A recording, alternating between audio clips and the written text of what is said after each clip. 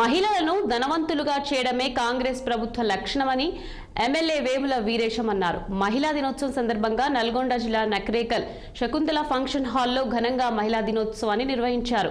ఈ సందర్భంగా MLA cake cut చేసి మహిళలకు శ్రామిక అంతర్జాతీయ మహిళా దినోత్సవ శుభాకాంక్షలు తెలియజేశారు. మహిళల అభివృద్ధి కోసం కాంగ్రెస్ ప్రభుత్వం నిరంతరం కృషి చేస్తుందని ఎమ్మెల్యే అన్నారు.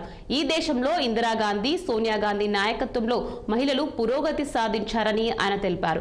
మహిళలకు వడ్డీ లేని రుణాలను అందించిన ఏకైక ప్రభుత్వం కాంగ్రెస్ అని, ఉచిత బస్ సౌకర్యంతో పాటు పెట్రోల్ బంకులు, ఆర్టీసీ బస్సులు అందిస్తున్నామన్నారు. గత ప్రభుత్వం గొప్పలు చెప్పుకోవడం తప్ప మహిళలకు చేసిందేమీ లేదని విమర్శలు చేశారు వేముల వీరేశం.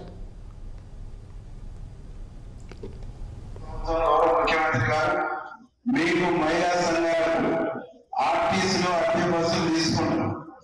ఎవరో డబ్బులు బస్సులు కొని ఆర్టీసీలో పెట్టి దాని నుంచి వచ్చేటువంటి లాభాలను తీసుకుంటారు.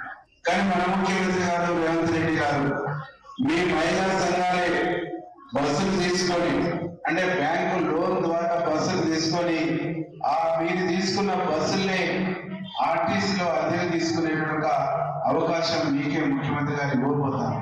దాంతో పాటు ప్రభుత్వం ఎక్కడైతే ప్రభుత్వ భూమి ఉంటుందో, 1 ఎకరం 2 ఎకరాల ప్రభుత్వ భూమి ఉంటే దాంట్లో 1 ఎకరం ఉన్న మహిళా సంఘాలకు సోలార్ ప్లాంట్స్ పెట్టించి దాన్ని మీరు ఉత్పత్తి చేసే సోలార్ పవర్ ని ప్రభుత్వం కొనేటువంటి ప్రయత్నం చేస్తాం. రాష్ట్ర ప్రభుత్వం, గౌరవ ముఖ్యమంత్రి తెలంగాణ మహిళల